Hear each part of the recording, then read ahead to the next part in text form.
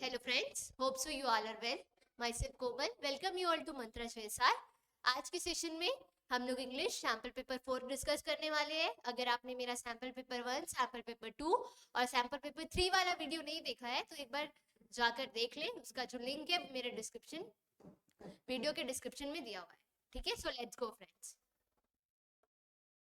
As usual मेरा पैरा topic spellings, उसमें select the correctly spelled words. 4 option, 3 गलत, कोई एक सही.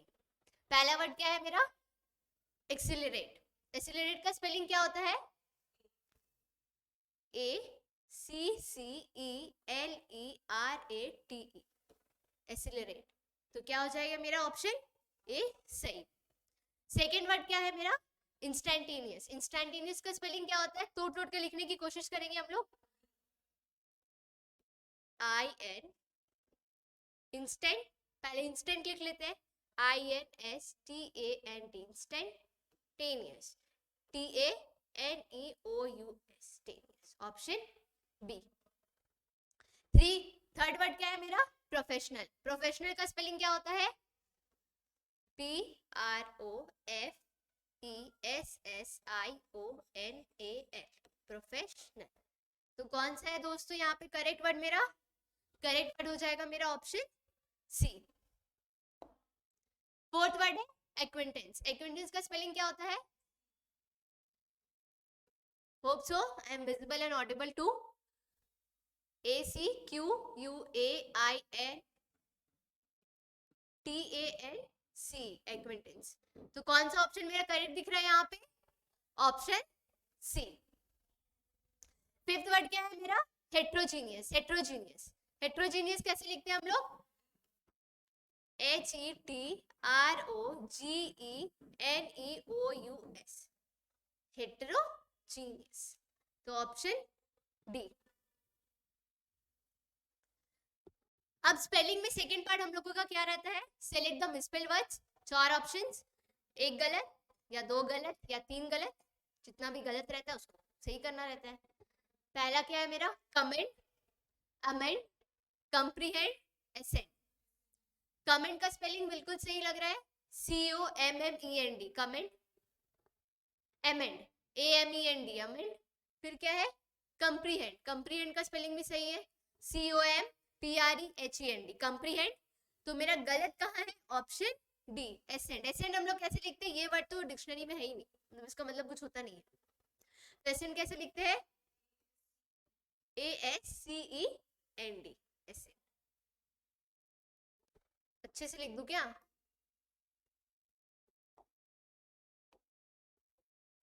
ASCEND. ठीक है. Second, deceive, relieve, believe, believe. Relieve का स्पेलिंग RELIEV रिलीव, ऐसे ही लिखते हैं, सही है. बिलीव BELIEV बिलीव, बिल्कुल सही है. बिलीव BELIE है, बिलीव सही है. तो गलत मेरे को डिसीव लग रहा है यहाँ पे. डिसीव का स्पेलिंग क्या होता है? यहाँ पे ना लेटर्स जो है वो इंटरचेंज हो गए. DECEIVE होता है. यहाँ पे ई के जगह पे आई आ गया, आई के जगह पे ई आ गया है. तो करेक्ट स्पेलिंग क्या होगा? DE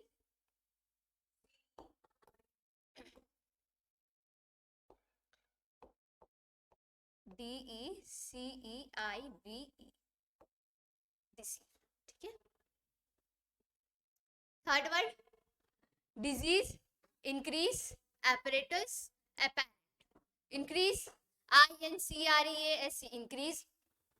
apparatus APPARATUS apparatus. apparent bill सही लग रहा है. तो गलत क्या है? डिजीज. डिजीज तो हम लोग ऐसे नहीं लिखते हैं. ई के जगह पे क्या होगा? आई. DISCASE disease. DISEASE disease. ठीक है. फोर्थ क्या है मेरा? Catalogue, calendar, benefited, attendance. Catalogue सही लग रहा है. कैलेंडर भी सही है, CALENDAR कैलेंडर. बेनिफिटेड भी बिल्कुल सही है. गलत मुझे यहाँ पे कौन सा वर्ड लग रहा है? अटेंडेंस. अटेंडेंस कैसे लिखते हैं हम लोग? ATTENDENCE DANCE, मतलब यहाँ पे ई के जगह पे ए होगा। अभी तक जितना भी हम लोग स्पेलिंग्स कर रहे हैं सब जगह ई के जगह पे कुछ ना कुछ हो ही रहा है, हमेशा हर जगह ई लेटर गलत हो रहा है, कोई बात नहीं। फिफ्थ क्या है? Measurement, disagreement, concern, controversial. Measurement का स्पेलिंग बिल्कुल सही है, डिसएग्रीमेंट का बिल्कुल सही है, कंसर्न का भी बिल्कुल सही है। गलत कंट्रोवर्शियल, कंट्रोवर्शियल, कंट्रोवर्शियल कैसे लिखते हैं हम लोग?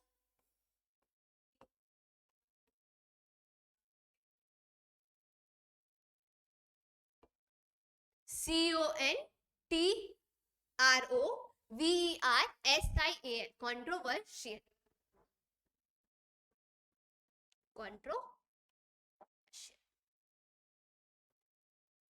उसके बाद फिर जो हमारा नेक्स्ट स्लाइड है वो क्या है? वन वर्ड सब्स्टिट्यूशन का कुछ सिलेक्टेड 5 वन वर्ड सब्स्टिट्यूशन आज के सेशन में हम लोग करने वाले हैं। पहला वर्ड क्या है मेरा? कैनिबल। कैनिबल मतलब क्या होता है?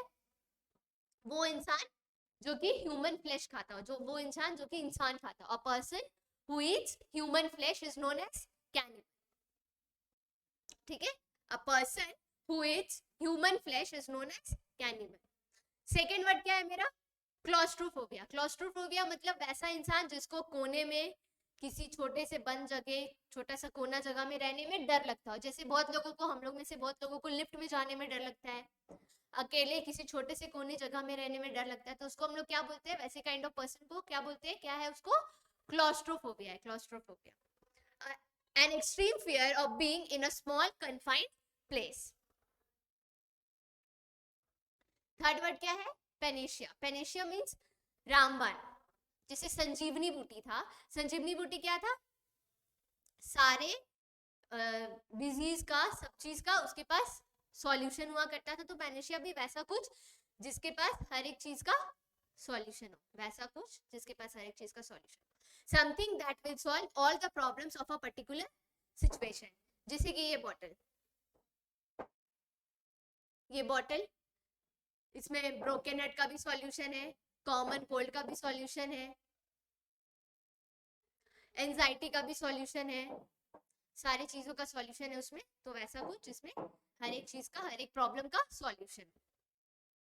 फोर्थ वर्ड क्या है मेरा? फैटलिस्ट। फैटलिस्ट मतलब वो जो कि काफी ज्यादा अपने, सिर्फ और सिर्फ अपने भाग्य पे विश्वास रखता हो, ठीक है? भाग्यवादी जिसको हम लोग बोलते हैं, उसको क्या बोलते हैं इंग्लिश में? फैटलिस्ट, जो सिर्फ अपने भाग्य पे विश्वास रखता हो। A person who believes that events are decided by fate and cannot be controlled is known as fatalist. Fifth word है इनविंसिबल, जिसको हराया ना जा सके, अजय, ठीक है? Too strong to be defeated और चेंज। जैसे ये सिकंदर, इसको हराया नहीं जा सका, ठीक है? तो ये वाज इनविंसिबल। यहाँ पे आप लोगों के लिए कुछ एरर्स है। पहला एरर क्या है मेरा? Scarcely had he arrived, then he had to leave again. Scarcely had he arrived, then he had to leave again.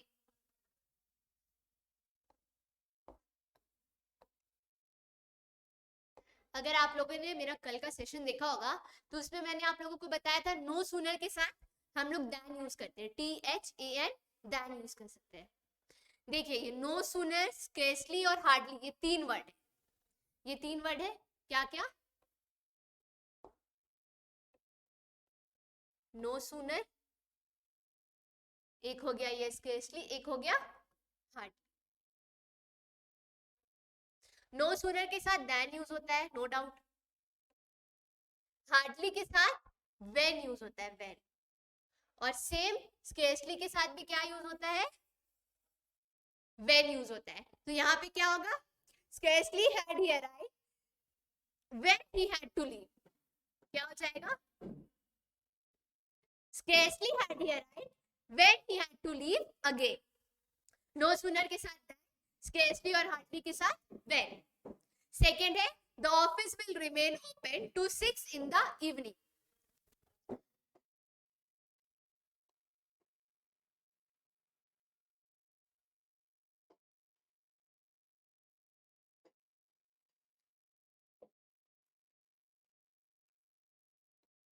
Second question क्या है? The office will remain open to 6 in the evening. The office will remain open to 6. टू हम लोग कब use करते हैं? किसी place के लिए टू यूज होता है, तो यहाँ पे क्या यूज होगा? टिल. टाइम के लिए हम लोग क्या यूज करते हैं? टिल. टू हम लोग कब यूज करते हैं? प्लेस के लिए. तो यहाँ पे क्या होगा? The office will remain open till. ठीक है, the office will remain open till 6 in the evening. To place के लिए यूज होता है, टिल टाइम के लिए यूज होता है.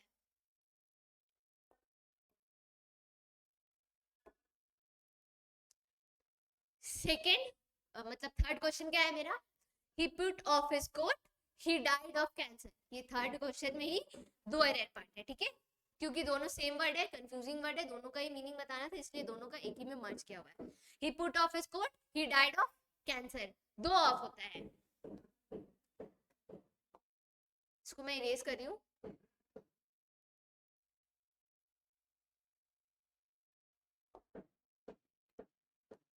दो ऑफ होता है, एक ऑफ ओ एफ ऑफ, एक O F F off. O F of का मतलब होता है किसी चीज का रीजन बताना, किसी चीज का कॉज बताना. ठीक है, किसी चीज का जब हम कॉज बताते हैं, किसी चीज का रीजन बताते हैं, उसके वजह से अगर ये होता है वर्ड, तो हम लोग क्या यूज करते हैं? ऑफ. कॉज के लिए, ओरिजिन के लिए, रीजन के लिए ओ एफ ऑफ यूज होता है. ये ऑफ जब हम लोग किसी चीज से अलग होते हैं, मींस सेपरेशन, कोई डिस्टेंस पे है कुछ चीज, तो ये चीज हम लोग यहाँ पे O F F off use करते हैं. ठीक है, किसी भी चीज का सेपरेशन, सेपरेशन के लिए, कुछ डिस्टेंस वाला सेंटेंस है तो उसके लिए ये ऑफ यूज होता है. तो यहाँ पे क्या है? थर्ड वर्ड मेरा, थर्ड वाला error, he put off his coat. तो यहाँ पे ये ऑफ होगा, he put off his coat. वो उसके वजह से कोट हटा दिया, ऐसा तो कुछ नहीं होगा ना. यहाँ पे क्या होगा? O F F. He put off his coat, वो अपना कोट हटा दिया. तो यहाँ पे क्या हुआ? सेपरेशन हुआ, वो अपना कोट हटाया, तो इसलिए ओ एफ एफ ऑफ लगा. ही डाइड ऑफ कैंसर. यहाँ पे क्या होगा? रीजन बता रहा है वो किससे मर गया? कैंसर से. रीजन बता रहा है, तो यहाँ पे O F of.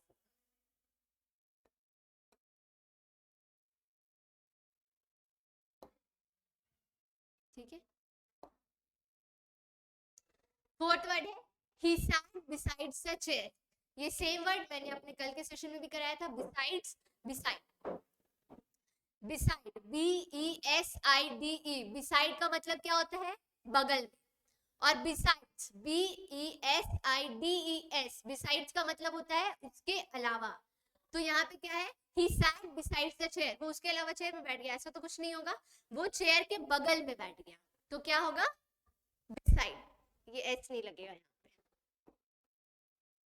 he sat beside the chair.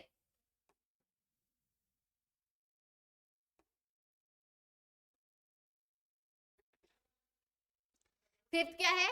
which photograph is lying here. which photograph, यहाँ पे दो वर्ड होते हैं. ठीक है, एक होता है which, एक होता है which, एक होता है whose. whose हम लोग किसके लिए यूज करते हैं? whose हम लोग लिविंग थिंग्स, लिविंग बींग्स के लिए यूज करते हैं. और which है जब हम लोग किसी नॉन लिविंग थिंग्स के बारे में बात करते हैं, तो हम लोग वहां पे which यूज करते हैं. which non living things.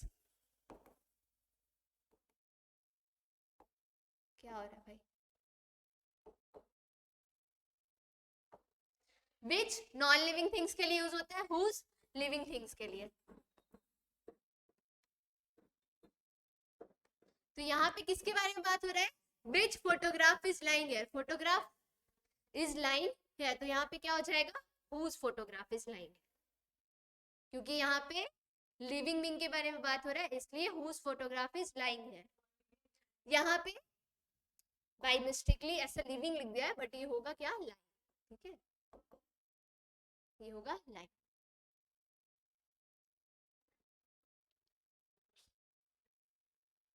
अब तक जो हम लोग चार पांच एरर्स किए, पांच एरर्स किए, उसका एक्सप्लेनेशन है यहाँ पे. इन डिटेल, आप इसका स्क्रीनशॉट ले लो। वैसे पीडीएफ जो है हमारे टेलीग्राम चैनल पे भी अपलोड होगा, वहां से भी आप देख सकते हैं। अगर आपने हमारे चैनल को सब्सक्राइब नहीं किया तो हमारे चैनल को सब्सक्राइब करें, हमारे वीडियोस को लाइक करें और जितना से जितना हो सके शेयर भी करें। स्क्रीनशॉट ले लीजिए।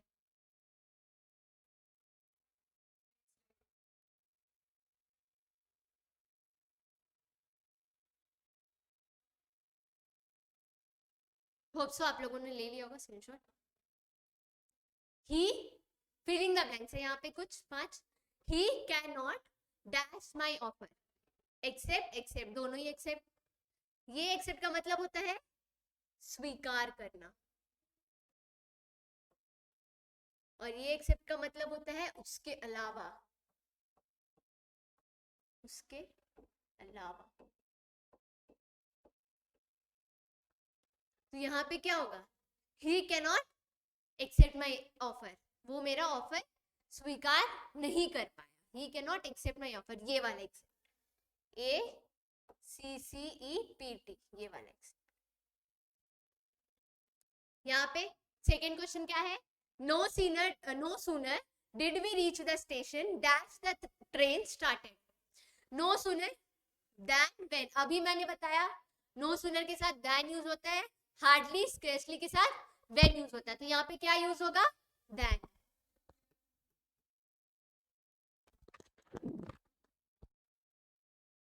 थर्ड वर्ड क्या है, the dash has expressed his love for nature in his poem. अगर राइटर या पोएट, अगर कोई स्टोरी होता, अगर यहाँ पे होता ही dash has expressed his love for nature in his story, तो यहाँ पे क्या लिखते, राइटर। बट यहाँ पे क्या बोला, इन हिज पोएम। पोएम कौन लिखता है, पोएट। तो यहाँ पे क्या हो जाएगा, पोएट।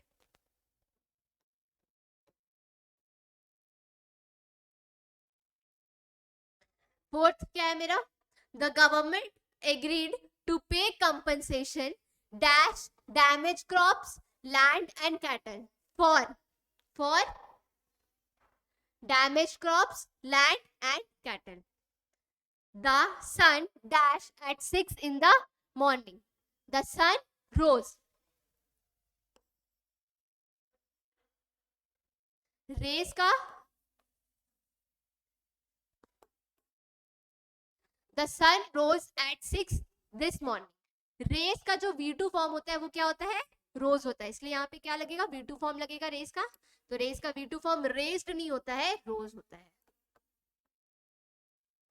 रेस का V2 फॉर्म होता है रोज, फूल वाला रोज नहीं, रेस का V2 फॉर्म रोज। अब यहाँ पे है प्रीपोजिशंस के कुछ 5 questions. You must be aware dash tigers. You must be aware of tigers. OF of वाला tigers. His wife insisted dash his leaving the place at once.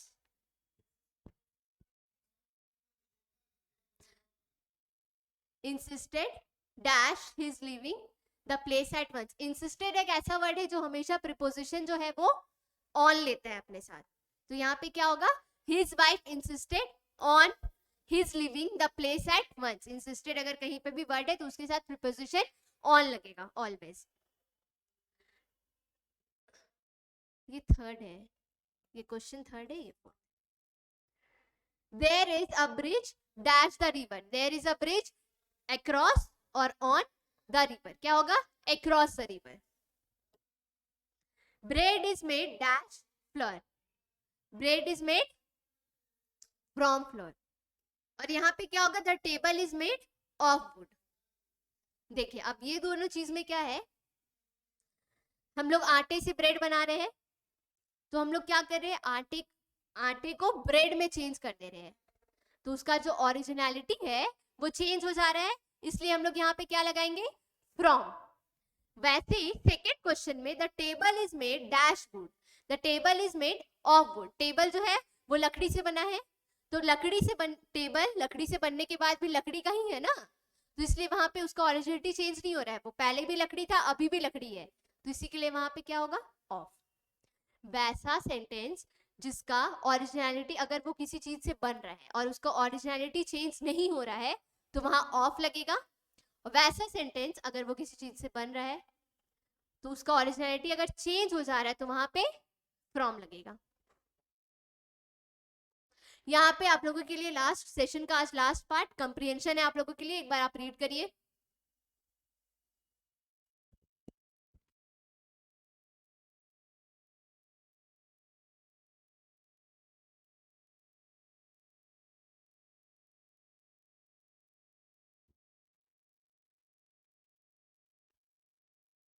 आप लोगों ने रीड कर ही लिया होगा। Now let's go to the question part. पहला question क्या है, what is the definition of the curriculum? Curriculum is a base on which students fulfill their objectives and goals. तो curriculum is a base on which students fulfill their objectives and goals.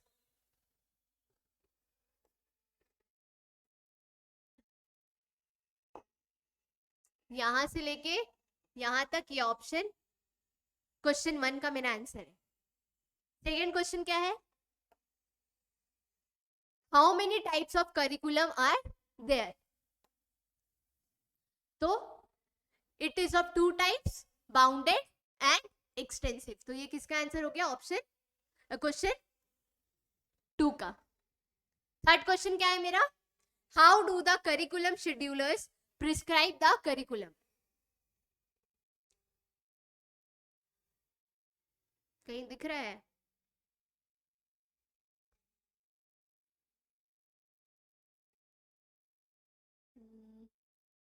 देखो, before prescribing the curriculum of any subject the curriculum schedulers look at the present situation and then decide it. तो ये मेरा third question का answer. Curriculum schedulers look at the present situation and then decide it. Fourth question क्या है, what is the most influential benefit of curriculum?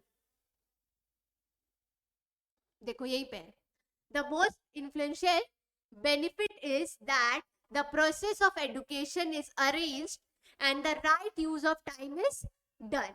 This is the answer of question number 4. Fifth question क्या है, write the name of any 3 academics.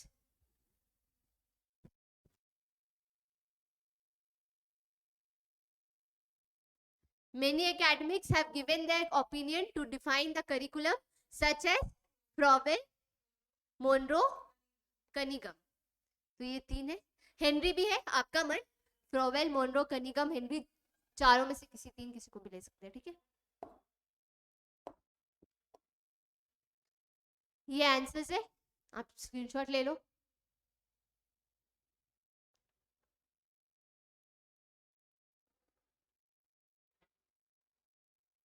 Hope so आज का session आप लोगों को अच्छा लगा हो और आप लोगों की प्रिपरेशन भी अच्छे तरीके से चल रही हो। बाकी हम मंजा जयशाद से जुड़े रहे, सारे अपडेट्स आपको मिलते रहेंगे। अगर आपने हमारे चैनल को सब्सक्राइब नहीं किया, हमारे चैनल को सब्सक्राइब करें, सारे वीडियोस को लाइक करें और उससे जितना से जितना हो सके शेयर करें। All the best, thank you.